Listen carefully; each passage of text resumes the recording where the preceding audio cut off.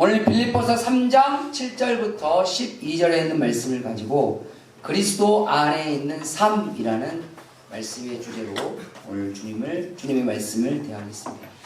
오늘 성경 8절 말씀에 보면 제일 뒤에 이런 말씀이 있습니다. 앞에 뭐라고 막 이렇게 해놓고 난 다음에 그렇게 하는 것은, 여김은, 그 말은 이렇게 하는 것은 그리스도를 얻고 그 안에서 발견되려 함이니라고 말합니다. 할렐루야. 우리의 삶이 그리스도 안에서 여러분들이 발견되시기를 주님의 이름으로 축원합니다. 예수님 안에 들어가 보니 내가 없어요. 이러면 정말 불행한 인생이 되는 겁니다.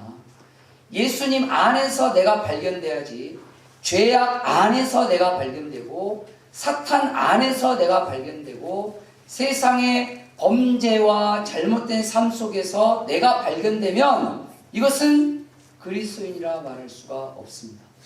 이 세상에 가장 안타까운 인생이 뭘까요?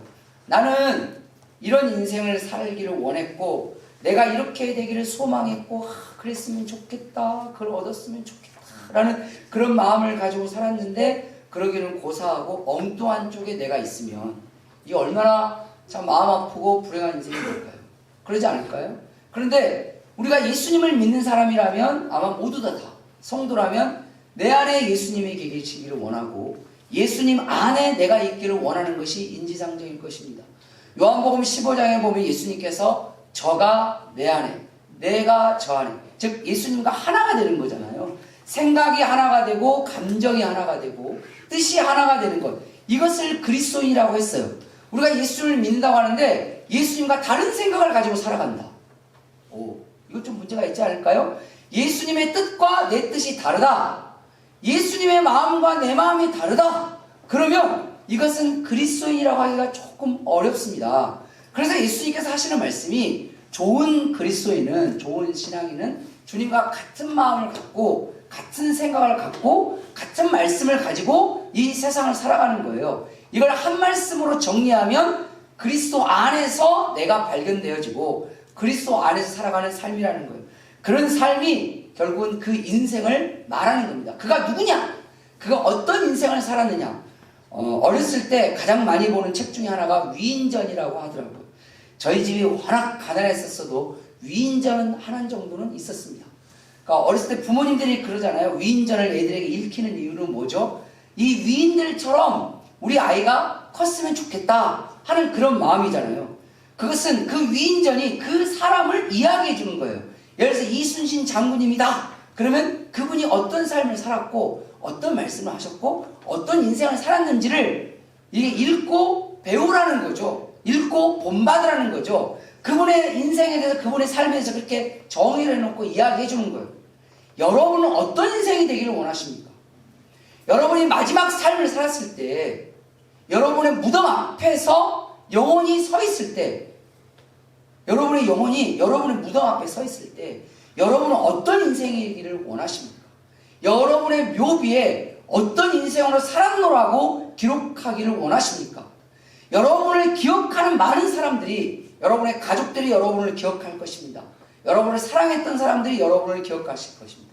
그리고 여러분을 싫어하고 미워했던 사람들도 아마 기억할지도 모릅니다. 그런데 그렇게 기억하는 그들이 어떻게 기억하기를 원하십니까? 중요한 건 그들이 우리를 어떻게 기억하느냐는 솔직히 말하면 그렇게 중요하지는 않습니다. 그러나 그 기억이 주님도 우리를 기억하게 된다는 사실이 너무 중요하다는 사실이에요. 왜냐하면 인간들의 기억은 우리에 큰 영향을 주지는 않습니다. 실은 하나의 추억은 될 수 있어요. 내 자식이 나를 어떻게 기억하느냐, 추억은 될 수 있지만 실은 내 영혼의 성패를 좌지우지하지는 않습니다. 내 주변의 사람들이 나를 어떻게 기억하느냐, 실은 그것은 그냥 좀 약간 기분 나쁜 일이 될 수도 있고 기분이 좋은 일이 될 수 있을지 몰라도 내 영혼의 성패를 좌지우지하지는 않습니다. 그러나 중요한 것은 주님이 우리를 어떻게 기억하시냐는 것은 여러분의 영혼의 성패가 달려있습니다. 주님이 여러분을 어떻게 기억하시는 사람이 됐으면 좋겠어요. 그 말을 다른 말로 한다면 지금 우리의 자신이, 내가 지금 어디에 있느냐, 그리고 지금 어디를 향해 가고 있느냐, 즉 내가 어느 위치에 있느냐, 어느 방향으로 가고 있느냐가 그 사람이 어떤 인생을 살고 있고 어떤 인생이 될 것인지에 대한 척도가 결정된다는 거예요. 기억하십시오. 그리스도인은 지금 그리스도 안에 있어야 합니다. 할렐루야. 그게 그리스도인이에요. 그리고 앞으로도 그리스도를 향해 나아가고 있어야 됩니다. 아멘. 그것이 그리스도인입니다. 성도는, 교회는 예수를 믿는 사람이라면 지금 그리스도 안에 있으셔야 합니다. 그리고 내일 그리스도를 향해 나아가고 있어야 합니다. 지금 그리스도 안에 있어도 내일 그리스도를 향해 나아가지 않고 세상의 죄를 향해서 나아가고 세상의 욕심과 탐욕과 세상의 쾌락과 세상의 즐기는 것과 내 뜻과 내 마음과 내 기분대로 나아가면 오늘 그리스도 안에 있었어도 내일은 주님의 기억에서 지워질 수 있어요. 주님은 오늘도 그리스도 안에 있고 내일도 그리스도를 향해 나아가는, 즉 그래서 어느 순간 주님이 우리를 그리스도 안에서, 예수님 안에서 발견되어지기를 원하신다는 사실입니다. 우리는요, 오는 건 순서가 있어도 가는 건 순서가 없습니다. 언제 어느 때 주님 앞에 갈지 우리는 알 수 없습니다. 중요한 건 어느 순간 정신 차리고 보면 주님 앞에 있을 수도 있습니다. 그럴 때 그때 우리가 주님 안에서 발견되시기를 주님의 이름으로 축원합니다. 정신 차리고 봤더니 마귀 안에서 발견된다. 깨어났더니 죄악 안에서 내가 발견된다. 이게 얼마나 불쌍한 인생이 될 수 있겠습니까? 오늘 주님의 말씀은 우리가 그렇게 가장 어떻게 보면 아름답고 가치 있고 영원한 인생 가운데 살아가면서 그리스도 안에서 발견되어지는, 즉 어떤 삶이 온전한 그리스도 안에 있는 인생인지를 우리에게 일러주고 있습니다. 그렇다면 어떤 삶이 온전하게 예수님 안에서 그리스도 안에 있는 그런 인생이 될 수 있을까요? 첫 번째로 자신의 유익을 해로 여길 줄 알라는 것. 나의 유익을 해로 여길 줄 알라는 것. 여러분들이 살아가면서 여러분들의 가장 큰 유익이 뭡니까? 사람마다 좀 다를 수 있죠. 어떤 사람은 사람이 나에게 유익일 수 있습니다. 가족이 나에게 유익일 수 있고요. 직장 동료가 나의 유익일 수 있고 내 친구들이 나에게 유익이 될 수 있습니다. 물론 나에게 해를 끼치는 사람들도 있습니다만은 나에게 유익이 되는 사람들도 있습니다.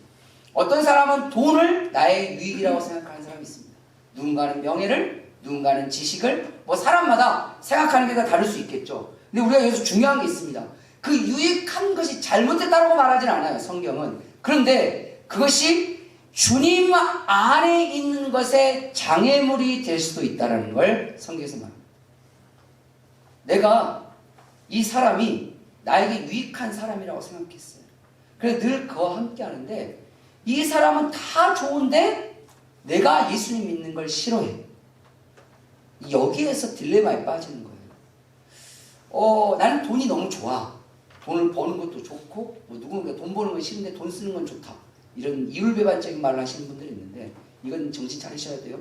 난 돈이 너무 좋아. 그래서 돈 버는 것도 좋고 돈 쓰는 것도 좋은데 이 돈을 벌고 돈을 쓰는 이 과정 속에서 주님을 제대로 믿지 못하는 상황이 벌어질 수도 있습니다. 그럴 때 딜레마에 빠집니다. 너무 좋거든요. 내가 가지고 있는 지식이 나에게 유익이 됩니다. 그렇죠? 나에게 유익이 돼요. 그러니까 아이들에게도 학교 보내서 학원 보내서 지식을 쌓게 하고 그 지식으로 뭐 하게 하고 막 이렇게 하잖아요. 그런데 그 지식들 가운데도 내가 예수님을 바르고 제대로 온전히 믿게 하지 못하도록 하는 장애가 되는 지식들도 있습니다. 이럴 때 딜레마에 빠집니다. 때로 사람일 수도 있고 물질일 수도 있고 명예일 수도 있고 지식일 수도 있고 내 주변의 상황이 그렇게 될 수도 있습니다. 오늘 7절 말씀에 보면 성경은 이렇게 우리에게 이야기합니다. 무엇이든지 내게 유익하던 것을 내가 그리스도를 위하여 다 해로 여길 뿐더러. 누구를 위하여? 그리스도를 위하여. 나에게 내 인생에 아무리 큰 도움이 됐다 할지라도, 내가 아무리 좋아하는 걸 할지라도, 내가 정말 즐거워하고 기뻐하고 즐기는 걸 할지라도 그것이 내가 주님 안에 있는 것에 대한 장애물이 되면 과감하게 해로 여기셔야 돼요. 해는 다른 말로 하면 독입니다. 독. 돈이 독일 수 있습니다. 사람이 내 인생에 독이 될 수 있습니다. 때로는 내 일이, 때로는 내가 가진 지식이, 내 주변에 있는 모든 내가 좋다고 말한 것들, 내가 소원으로 가졌던 것들이 나에게 독이 될 수도 있습니다. 이것이 독이 되느냐 아니면 이것이 나에게 정말 큰 유익이 되느냐는 것은 그걸 통해서 주님 안에 머물 수 있는 요건을 주느냐에 달려있다는 거예요. 이 말은 뭘까요? 우리의 삶의 목표가 나에게 이익이 되고 유익이 되는 것이 내 삶의 목표가 되는 것이 아니라 내 삶의 목표가 주님 안에 거하는 것이 내 삶의 목표여야 된다는 거예요. 그럴 때 때로는 나에게 장애물이 되는 것다 할지라도 그것이 주님 앞에 해로 여길 수 있는 용기가 생기는 겁니다. 누군가는 그럴 수 있어요. 야, 왜 그걸 버려? 야, 그거 너무 좋잖아. 즐겨.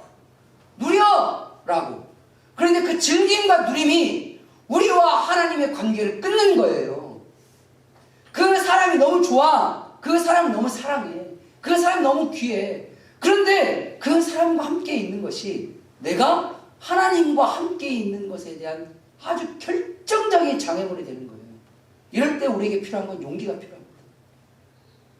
이 용기가 없으면 우리는 질질질 끌려갑니다. 때로는 우리의 취미생활에 그렇게 만들 수도 있습니다. 우리의 일이 그럴 수도 있습니다. 제가 가끔 설교할 때 제 등산 좋아하는 친구에 대한 얘기를 가끔 하잖아요. 얘는 산을 너무 좋아해요. 근데 이 친구가 뭐라고 하죠? 산을 너무 좋아하는데 하나님도 너무 좋아해요. 근데 제가 봤을 때는 하나님보다 산을 더 좋아해요. 왜요? 주일날 오늘 지금 천왕봉 가 있어요. 이거 웃기는 친구예요. 왜냐하면 하나님을 좋아한다는 얘기는 교회를 다닌다는 얘기잖아요. 교회를 다니니까 교회 다니는 애들은 자기 친구 중에 목사를 되게 자랑스러워합니다. 저는 자랑스러운 목사는 아닌데 본인이 예수님을 믿는 사람이니까 자기 친구가 목사님이라는 그 이유 하나 때문이라도 자랑스러워하고 좋아합니다. 저를 만나면 친구야라고 했다가 가끔 목사님이라고 했다가 지도 왔다 갔다 헷갈려 해요. 실은 괜찮아요. 친구니까, 오랜 친구니까. 그런데 이 친구는 꼭 보면 어디 산에 가려면 저한테 문자를 보낼 때가 있어요. 자기 어디 간다고. 근데 해필이면 늘 토요일날 보내. 그래서 야, 너 내일 예배를 어떻게 드리려고 그래? 그러면 뭐 하긴 해요. 제 생각에는 아마 지금쯤이면 천왕봉을 찍고 내려오고 있지 않을까. 중산리 쪽. 그게 최단 코스거든요. 실은. 기도해달라는 거지. 그래, 나 기도 못 해줘. 아, 해줘. 우리는 세상을 살아가면서 좋은 게 참 많아요. 좋아하는 게 많아요. 그런데 삶의 우선순위를 반드시 정해야죠. 할렐루야. 삶의 우선순위를 반드시 정하지 않으면 우리는 늘 갈등합니다. 고민합니다. 실은요, 진짜 하나님 안에 있는 사람들은 고민될 것도 없어요. 그냥 토요일은 내일 주일을 준비하는 날, 주일은 예배 가는 날, 그냥 꽝꽝꽝. 그러니 뭐 고민할 것도 없고 갈등할 것도 없어요. 그런데 삶의 우선순위가 정해지지 않으면 우리는 고민합니다. 토요일만 되면 고민합니다. 친구들이 말하죠. 야, 내일 어디를 가자. 어디 여행을 가자. 야, 니만 교회 다니냐. 네 주변에 다 교회 다니는 많은데 다 한 번씩 빼도 돼. 너 주일을 일요일날 교회 한 번 안 갔다고 해서 하나님 널 지옥 보내지는 않아. 그래서 설마 너희들 하나님께 번개를 때리겠냐. 뭐 이런 말을 해가면서 한 잔쯤은 괜찮아. 살다 보면 몇 잔 먹을 수 있지. 그렇게 말을 하는 거예요. 그래놓고 또 술 먹으면 또 그래요. 교회 다니는 애들이 다 술 다 처먹고 다닌다고 이렇게 또 이야기를. 이건 도대체 어디에다 장단을 맞추라는 거예요. 안 믿는 사람들은 분명하게 노선을 정했어요. 내 마음대로 하겠다고. 그런데 어설프게 예수님 믿는 사람들은 이 분명하게 노선을 못 정해요. 왔다 갔다 해요. 언제는 하나님의 마음에 하나님 뜻대로 갔다가 언제는 내 뜻대로 갔다가 언제는 친구들의 뜻대로 갔다가 언제는 또 성경 말씀대로 갔다가 왔다 갔다. 자기도 헷갈려요. 그러니 고민과 갈등이 생기니까 가끔 말도 안 되는 질문을 목사님한테 말해요. 목사님, 가끔 주일 예배 빵 먹어도 하나님이 뭐라고 하지 않겠죠? 그걸 왜 저한테 물어요? 제가 뭐라고 대답해 주기를 원해요? 괜찮습니다라고 위로해 주기를 원하십니까? 그렇다고 해서 목사님 대놓고 당신 거기 갔다는 발목 확 분질러질 거야 라는 말을 듣기를 원하십니까? 그냥 조용히 가세요. 저도 뭐라고는 안 할게요. 그런데 분명한 사실은 기억하셔야 합니다. 나에게 아무리 유익하다고 하는 것도 주님과의 관계에 장애가 되면 이걸 해로 여길 수 있는 용기가 필요합니다. 이 용기가 우리를 살릴 거예요. 그것이 무엇이든 상관이 없습니다. 아무리 내 주변에 귀하게 여긴 게 있어도, 좋은 게 있어도, 그게 유익하다 할지라도 주님을 위해서라면 해로 여길 줄 아는 믿음의 용기를 가지시기를 주님의 이름으로 축원합니다. 두 번째로 어떤 삶이 온전히 그리스도 안에 있는 삶이 될까요? 바로 예수님을 알고 본을 받으라는 겁니다. 1차로 예수님을 아는 것이 굉장히 중요해요. 8절 말씀에 보면 또한 이 모든 것을 해로 여기면 내가 그것을 해로 여길 수 있었던 것은 하는 그 비결을 알려주는 겁니다. 비결 아닌 비결인데 뭐라고 말하냐면 내 주 그리스도 예수를 아는 지식이 가장 고상하기 때문이라. 내가 가지고 있는 지식 중에 최고의 지식은 예수입니다. 그런데 이것은 지식을 가져보지 않는 사람이 이 말을 하면 신빙성이 없어요. 그런데 바울이 이 얘기를 하면 상황이 좀 다릅니다. 바울은 성경에서 보면 바리새인 중에 바리새인이고 가말리엘 학파 출신이라고 되어 있어요. 우리가 설명할 때는 그냥 뭐 그런가라고 생각할 수 있지만 우리식으로 따지면 하버드 대 탑 오브 탑입니다. 그렇게 이해하시면 됩니다. 그를 가말리엘 학파에 유학 보내기 위해서 그 아버지가 얼마나 많은 돈을 들였는지 몰라요. 그도 인생에 성공하고 싶었기 때문에 최고의 학파에 들어가서 최고로 칭함을 받는 것에 대한 자부심을, 그에게 있어서 그 자부심 엄청 큽니다. 어디 가서 자랑해도 돼요. 아니 하버드 출신이 자랑해도 돼요. 하버드 출신이 자기 하버드 나왔다고 자랑하면 그거 갖고 재수없다고 하지 마세요. 그럴 만한 자격은 됩니다. 실은 딴 데 나와서 나왔다고 그러면 그냥 그런가 보다 이렇게 하시고 그런 그만한 자격은 되네 라고 해주는 필요는 있어요. 그런데 바울이 뭐라고 아십니까? 8절 중간절 내가 그를 위하여 모든 것을 잊어버리고 배설물로 여김. 이게 뭐죠? 나의 학벌을 똥으로 여긴다 이 말입니다. 내가 지금까지 배운 모든 학문들 중에, 모든 인생의 지식들 중에 예수님이 최고더라. 진짜 예수님을 알고 보니까, 예수님의 말씀을 알고 보니까, 예수님의 삶을 알고 보니까, 예수님의 인생을 연구해보고 공부해보고 같이 내 삶 가운데 습득해보니까 내가 지금까지 하버드에서 탑을 찍었음에도 불구하고 그거 다 똥이더라. 그거 다 배설물이더라. 그거 다 아무것도 아니더라. 예수님에 대한 건 진정한 것들이더라 라는 것을 그가 깨달은 거. 중요한 게 있습니다. 그걸 깨닫고 멈췄으면 그는 그리스도 안에 있는 게 아니에요. 오늘 10절 말씀에 보면 그가 이런 고백을 합니다. 내가 그리스도와 그 부활의 권능과 그 고난에 참여함을 알고자 하여 그의 죽으심을 본받아. 할렐루야. 그걸 본받기까지 했다는 거예요. 예수님의 십자가를 배웠어요. 예수님이 왜 십자가를 지셨을까? 십자가의 의미가 뭘까? 예수님의 십자가를 통해서 우리가 무엇을 얻는 것인가를 배웠어요. 배우고 끝 이게 아니라 그러면 나도 예수님의 십자가를 져야겠다.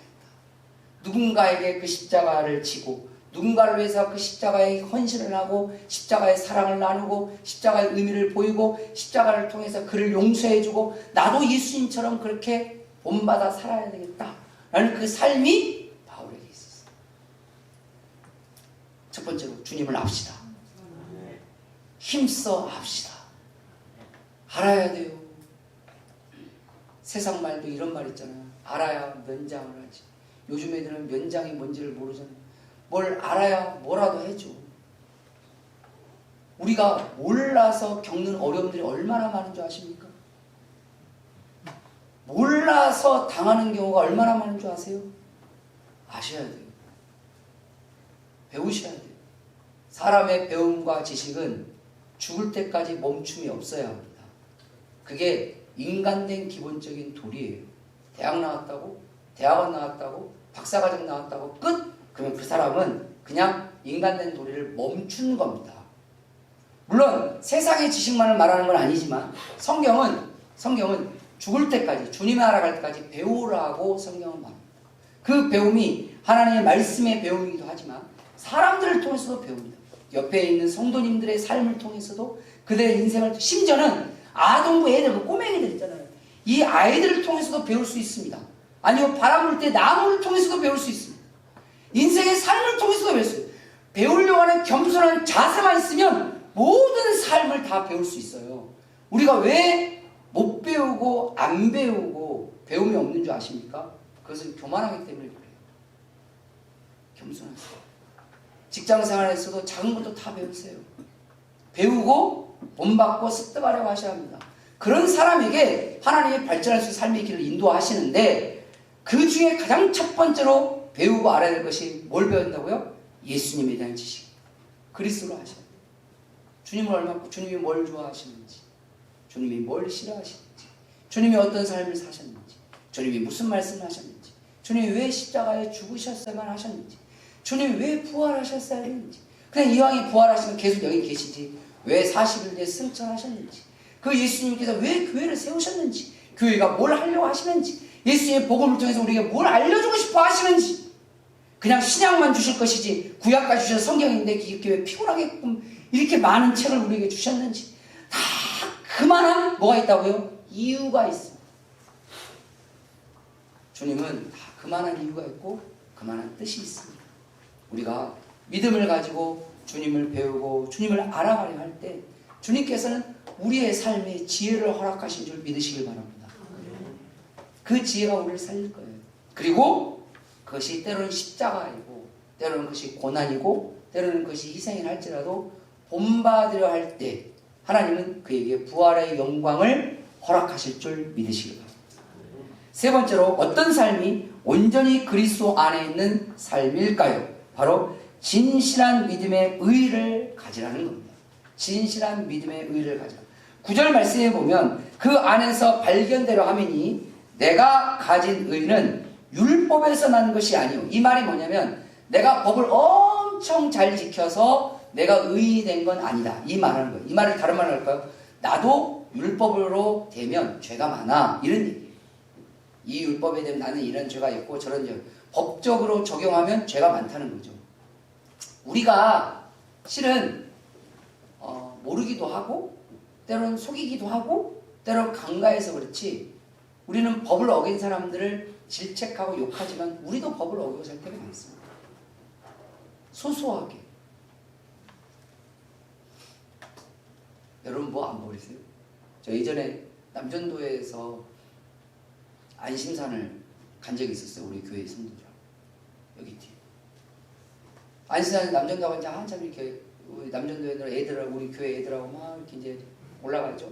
올라가는데 머리 위로 뭐 휘 이렇게 날아가는 거예요.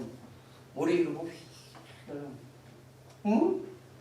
보니까 우리보다 앞에 가신 어떤 아저씨께서 요구르트를 뭘 드시고 그 안에다가 초코파이 껍데기 집어넣고 그 다음에 뭐 하여간 뭐 크래커 무슨 껍데기 잘도 쑤셔 넣었어. 내가 봤을 때 되게 꼼꼼하게도 쑤셔 넣었어. 왜냐면 제가 나중에 그걸 들었을 때 무게감이 있을 정도였으니까. 휘. 그러니까 내가 봤을 때는 이걸 먹으시고 껍데기를 넣다가 마지막에 요구르트를 드시고, 이건 이제 추정이에요. 요구르트를 드시고 주머니에 있는 이 껍데기를 다 쑤셔 넣은 것 같아요. 올라가시면서. 여기다가 휙 던졌는데 하필이면 뒤에 따라오는 사람들 머리 위로 휙 날아가는 거예요. 순간 확 이렇게 이거 가끔 산 좋아하는 사람들은 등산하다가 쓰레기 버려진 걸 보면 욱합니다. 그거 과태료 10만 원입니다. 우리가 가끔은 간과할 때가 있어요. 운전할 때, 때로는 길을 건널 때, 때로는 누구를 만날 때, 뭔가를 버릴 때 크고 작게 우리도 모르는 사이에 법을 어기는 분들이 많습니다. 법이 뭐죠? 규칙입니다. 규칙은 뭐죠? 약속입니다. 율법이란 말은 뭐냐면 약속이라는 뜻을 가지고 있어요. 그 말은 나와 내 가족 간의 약속이 있어요. 나의 친구 간의 약속이 있어요. 그게 율법이에요. 나가 하나님과의 한 약속이 있습니다. 그게 율법이에요. 내가 나하고 한 약속이 있습니다. 그것이 율법이에요. 근데 오늘 성경은 뭐죠? 그 율법에다가 인간을 들이대면 의로울 자가 있다 없다? 없다는 거예요. 그 말은 다른 말로 하고 우리는 약속을 잘 안 지킨다는 거예요. 약속을 왜 안 지킬까요? 다른 건 아닙니다. 뭐 게을러서 그럴 수도 있고요. 연약해서 그럴 수도 있고요. 뭐 여러 가지 수 있지만 가장 중요한 게 있죠. 왜 약속을 안 지키냐? 자기 마음대로 하려고 하니까 그래요. 냉정하게 따지면. 난 피곤하니까 난 안 하려고 그래. 그걸 성경에서 한 글자로 정의하는 게 뭐죠? 그걸 죄라고 말합니다. 그러니까 율법으로 되면 나도 죄인이다. 나도 부족하다. 나도 연약하다. 하지만 그 다음에 나온 말이에요. 그 다음에 이제 쓰는 말이 오직 그리스도를 믿음으로 말미암은 것이 곧 믿음으로 하나님께로부터 난 의다 라고 말해요. 즉 나는 율법의 잣대로 보면 사람들의 규칙과 사람들과 약속의 잣대로 보면 나도 부족하고 연약한 사람이 맞지만 내 안에 하나님을 향한 그 믿음이 나로 하여금 의인이라고 불러주는 것이다 라고 성경은 말해요. 이게 은혜입니다. 아닌데 맞다고 해주는 거예요. 솔직히 우리가 천국 갈 자격이 있습니까? 자격이 있는 사람이 누가 있어요? 자격이 없잖아요. 자격이 없는데 우리에게 천국이라는 은혜를 주시는 분이 우리 주님이십니다. 그걸 성경은 믿음이라고 말합니다. 성경에 보면 신실하다라는 말이 있어요. 신실하다는 말이 무슨 뜻이냐면 믿을만하다라는 그런 말이에요. 오늘 청소년부 시간에도 룻기를 이렇게 같이 보면서 신실함이 뭔지에 대해서 좀 이야기를 했었는데 여러분 주변에 신실한 사람이 몇 명이나 있습니까? 다른 말로 할까요? 믿을만한 사람, 믿을만한 친구, 혹시 배우자가 믿을만한 사람이 못 되십니까? 자식이? 아니면 직장 동료가? 주님은요 그 신실한 사람에게 역사하십니다. 믿을만한 사람이 되어주세요. 신뢰할 만한 사람이 되어주세요. 주님이 우리의 믿음을 보신다는 건 뭐냐면 우리의 신실함을 본다는 거예요. 우리가 하나님을 그 믿음으로 말미암아 하나님이 우리 보시기에 믿을 만한 존재가 되고 우리가 사람들에게도 믿을 만한 존재가 된다는 거예요. 가끔은 어설프게 예수를 믿는 사람들이 오해하는 것 중에 한 가지가 뭐냐면 사람과 사람의 관계는 별로 중요하지 않고 사람과 하나님의 관계만 중요시 여기시는 분들이 있습니다. 아닙니다. 성경은요 우리와 하나님 관계가 중요하듯 나와 사람과의 관계도 하나님이 굉장히 중요하게 여깁니다. 하나님을 향해서 온전히 믿음을 가졌다고 해도 내가 다른 사람들에게 신뢰할 만한 사람이 못 되면 하나님은 그를 믿음의 사람이라고 말하지 않습니다. 하나님은 사랑하는데 이웃을 사랑할 줄 몰라요. 그걸 사랑이라고 말하나요? 성경 어디에도 그걸 사랑이라고 말하지 않습니다. 하나님 사랑하십니까? 그러면 이웃도 사랑하려고 노력하는 자, 주님이 그를 사랑이 있는 자라고 말합니다. 하나님을 믿으십니까? 그러면 이웃에게서 믿을 만한 사람이 되어주세요. 신실한 사람이 되어주세요. 그러면 하나님이 그 사람에게 믿을 만한 역사를 주실 것입니다. 주님이 그 믿음을 통해서 예수님이 말씀하셨잖아요. 너의 믿음대로 될지어다. 할렐루야. 그 믿음은 주님을 향한 믿음인 거 맞습니다. 하지만 그 믿음이 진실한지 온전한지를 알 수 있는 이유는 우리가 사람들에게 믿을 만한 사람이 되어주고 있느냐라는 거예요. 하나님은요 하나님뿐만 아니라 내 가족 간의 관계, 내 직장 동료와의 관계도 매우 중요하게 여긴다는 사실을 기억하셔야 합니다. 그가 그리스도 안에 있는 사람이에요. 그가 그리스도 안에 있는 사람이에요. 그리스도 안에서 내가 발견되기를 원하십니까? 그러면 특별히 내 가까이 있는 사람들에게 신실한 사람이 되십시오. 뭐 하나님께는 두말할 나위가 없죠. 그런 존재를 통해서 주님은 뭐라고 말한다고요? 의라고 말합니다.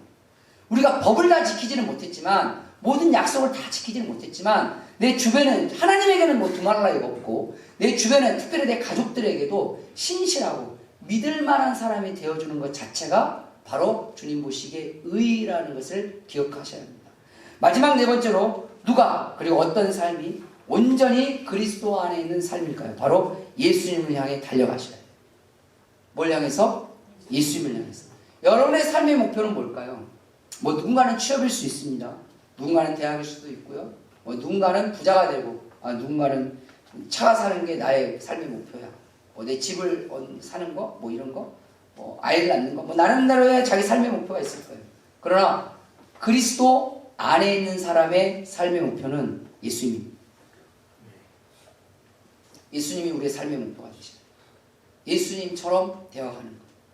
근데 그것을 그냥이 아니라 오늘 12절 말씀에 뭐라고 되어 있냐면 내가 이미 얻었다함도 아니고 온전히 이뤘다함도 아니라 오직 내가 그리스도 예수께 잡힌 바 된 그것을 잡으려고 뭐한다? 달려간다. 14절 말씀에 보면 표대를 향하여 그리스도 예수 안에서 하나님이 우리에게 부르신 부름의 상을 위하여 뭐한다? 달려간다. 성실함과 열심은 그 사람을 살리는 힘의 비결입니다. 주님은 우리에게 하루라는 날을 주셨어요. 여러분의 시간을 돈 주고 산 사람 아무도 없어요. 눈 뜨니까 그냥 오늘 하루였어요. 거저받았죠. 누구는 그럴 수 있어요. 뭐 모든 사람이 다 그런 거 아니야? 아니요. 눈 못 뜨고 못 일어나는 사람도 있습니다. 어제 눈 감았던 사람은 오늘 그렇게 눈을 뜨기를 그렇게 간절히 바랬던 사람입니다. 그런데 우리는 그냥 받았어요. 사람들은 가끔은 그런 경우 있습니다. 비싼 돈을 주고 살면 그 가치를 인정해 주지만 싼 값으로 사면 그 가치를 인정해 주지 않는 경향성이 있습니다. 주님은 돈으로 모든 것을 가치를 여기는 것이 아니라 말 그대로 그의 생명으로 가치를 여기십니다. 우리 인생 가운데 가장 크게 다가오는 생명이 뭘까요? 그게 시간입니다. 오늘 건강은 뭐예요? 내일 나에게 내 시간이 없는데. 오늘 내가 사랑하는 사람들과 같이 있으면 뭐예요? 내일 내가 살 시간이 안 주어졌는데. 여러분, 성경에서는 시간을 생명이라고 합니다. 그 생명을 하나님께서 거저주셨어요. 그 주어진 시간을 어떻게 쓰십니까? 그냥 공짜로 받았습니까? 아무 가치 없이 그냥 낭비하십니까? 아니면 그것이 하나님이 주신 오늘의 생명이기에 그것을 내 삶의 사명과 순종 그리고 성실과 열심으로 살아내려 하십니까? 우리는 가끔 내가 원하는 대로 되지 않으면 내 주변의 사람들에게 불평불만할 때가 있습니다. 또 누군가를 원망하죠. 너 때문에 그랬다고. 때로는 세상이 이 모양 이 꼴이어서 이랬다고. 때로는 불평, 불만, 원망, 타박, 남탓, 기타 등등 이런 걸 가지고. 근데 하나님은요. 그럴 때마다 우리에게 묻습니다. 그때 너는 뭘 했냐? 과연 너에게 아무런 조건도 없었겠냐? 과연 너에게 너 망할 환경만 너에게 있었겠냐? 과연 너는 그때 무엇을 했냐? 너에게 주어진 그 시간과 너에게 있는 그 자원과 너 주변에 있는 그 사람들과 너는 무엇을 했냐? 주님은 우리에게 끊임없이 그것을 묻습니다. 그리고 성경의 말씀처럼 세월을 아끼라고 말합니다. 삶의 인생은 실은 필연적인 것들이 참 많습니다. 사람들은 우연을 말하는 경우들이 많지만 성경은 불가불 필연적인 다 그만한 이유가 있어서 그만한 일이 일어났다고 말합니다. 단지 그걸 내가 깨닫지 못했을 뿐이죠. 내가 모른다고 사실이 아닌 건 아니잖아요. 사실이어도 내가 모를 수 있습니다. 하나님이 계시냐 안 계시냐고 수많은 사람들이 논쟁을 지금도 벌이지만 그건 논쟁일 뿐이지 그게 사실이냐 아닌지를 증명할 수는 없어요. 분명한 건 죽어보면 알겠죠. 근데 그때는 늦습니다. 그래서 주님이 이 땅에 오셔서 당신이 계심을 증명하셨습니다. 여기서 중요한 것은 그걸 믿고 알고 가느냐 믿지 않고 부정하고 가느냐가 문제인데 내 생각에 하나님은 없는 것 같아 한다고 해서 하나님이 없을 수 있겠냐는 거예요. 내가 생각하기에 하나님이 있다고 했을 때 하나님이 있냐는 거예요. 내 생각과는 세상은 다릅니다. 냉정하게 생각하셔야 돼요. 내 기분과 내 생각과 내 판단에 따라서 세상이 움직이는 게 아니에요. 세상은 원래 있어요. 내가 모르는 거고 내가 판단을 못하는 거고 내가 인식을 못했을 뿐이지 그냥 원래 세상은 그렇게 왔고 앞으로 세상은 그렇게 갈 거예요. 하나님은 원래 계속 앞으로 계속 계실 거고 내가 원하든 원하지 않든 간에 내 인생과 내 영혼과 내 삶은 그렇게 가게 될 거예요. 중요한 건 그때마다 하나님은 기회를 주신다는 사실입니다. 아멘. 주님은요 어떤 인생에게 기회를 주시지 않는 인생이 없습니다. 주님은 공평하신 분이세요. 우리는 가끔 말하죠. 하나님 불공평하다고. 그건 내 생각이에요. 기억하십시오. 주님은 반드시 우리에게 기회를 주십니다. 회개할 기회도 주시고 돈 벌 기회도 주시고 공부할 기회도 주시고 사람들과 화평할 수 있는 기회도 주시고 내 삶 가운데 무언가를 이룰 수 있는 기회를 반드시 주세요. 그런데 우리는 때로 나의 게으름과 나의 부족함과 내 연약함과 내 욕심과 내 생각 때문에 다 가둬쳐버려요. 제가 목사로서 살아가면서 정말 안타까운 것 중에 한 가지가 뭔지 아십니까? 성경 볼 때마다 수많은 선지자들이 계속 기회를 말합니다. 그렇게 살면 안 된다고. 이 길이 맞다고. 이래야 하나님이 너에게 축복한다고. 안 해요. 하지 않아요. 그리고 스스로 자기가 암시하죠. 괜찮다고. 뭐 때로는 운이 좋을 수도 있다고. 여러분 평생에 운이 몇 번을 좋겠습니까? 필연적인 삶을 찾아가야 되지 우연적인 삶을 찾아가는 사람은 그냥 말 그대로 이 험난한 세상에 내 생명을 그냥 갖다 던져버리는 것과 똑같습니다. 우연으로 살지 마시고 필연으로 사는 인생이 되십시오. 그리고 그 필연을 주님 안에 주님을 향해 달려가는 것으로 사용해 보십시오. 주님이 여러분 삶 가운데 역사하실 것입니다. 주님은 절대로 우리를 외면하지 않습니다. 당신의 말씀대로 나아가는 자 당신이 책임지십니다. 당신의 뜻대로 나아가는 자 주님께서 반드시 그 인생을 일으키십니다. 왜냐하면 그분은 하나님이시고 하나님이 말씀하셨기 때문입니다. 저는 여러분을 책임질 수 없어요. 제 말대로 했다고 해서 제가 여러분들에게 보상해 줄 수는 없어요. 근데 하나님은 당신의 말대로 하는 자를 다 보상하시고 치유하시고 갚아주시는 분이 하나님이십니다. 필연으로 사십시오. 그게 주님을 향해서 달려가는 사람. 달려가지 못하면 기어서라도 가세요. 기어서라도 못 가면 꿈틀대서라도 가세요. 단 한 걸음이라도 주님께 나아가는 자 주님이 그 한 걸음만큼 채우십니다. 그게 주님께서 주시는 심는 데서 거두게 하시고 뿌리는 데서 얻게 하시는 분이십니다. 그런데 주님께로 달려가기는커녕 죄를 향해서 달려가고 자기 욕심을 향해서 달려가고 자기의 교만을 향해서 달려가고 자기 말을 위해서 달려간다고 보십시오. 어찌 그 인생이 그리스도 안에 있다고 말할 수 있겠습니까? 우리는 예수님을 믿고 따르고 섬기는 그리스도인입니다. 그리스도인은 그리스도 예수를 믿고 예수 그리스도를 따르고 예수 그리스도를 섬기는 사람입니다. 그렇다면 그리스도인이 가장 빛나고 가장 아름다울 때가 언제일까요? 가끔 우리 교회 애들이 우리 교회 청년들이 휴가 받아서 나옵니다. 요즘 휴가 나오는 애들은 요즘은 그 애들이 이제는 짬밥이 차서 그런지 사복 입고 교회로 오더라고. 처음에는 휴가를 나올 때 제복을 입고 옵니다. 해군 제복을 입고 나타날 때도 있었고 공군 옷을 입고 올 때도 있었고 공군 파란 명찰 달고 올 때도 있었고 그랬어요. 근데 군인이 언제 제일 멋있는 줄 아세요? 군복, 제복을 입고 있을 때가 제일 멋있습니다. 그러지 않을까요? 목사가 언제 제일 멋있을 것 같아요? 비싼 차를 몰고 있을 때? 아니요. 여기 있을 때가 목사가 제일 멋있습니다. 여러분 엄마가 가장 아름답고 멋있을 때가 어디일 것 같으세요? 아빠가 가장 멋있고 가장 빛날 때가 어디일 것 같으세요? 자기 자리를 찾아가십시오. 우리의 마지막 자리는 그리스도 아닙니다. 그러나 살아가는 동안에 우리의 삶의 자리들이 있습니다. 그 자리를 지키고 그리스도 안에 있을 때 그리스도인은 가장 빛나고 가장 아름답습니다. 그리스도인이 마귀 앞에 있을 때 가장 취해요. 제일 더러워요. 가장 거룩하고 깨끗한 것이 가장 더러운 곳에 있을 때가 가장 더 더럽거든요. 생각해 보세요. 뭐 이것은 비교라고 할 수도 있지만 이럴 수 있습니다. 교회 집사님이 죄 짓는 것과 목사가 죄 짓는 게 어느 게 더 더럽게 느껴집니까? 목사가 죄 짓는 게 더 더럽게 느껴지죠. 왜? 목사는 그러면 안 되는 자리에 있어야 될 사람이잖아요.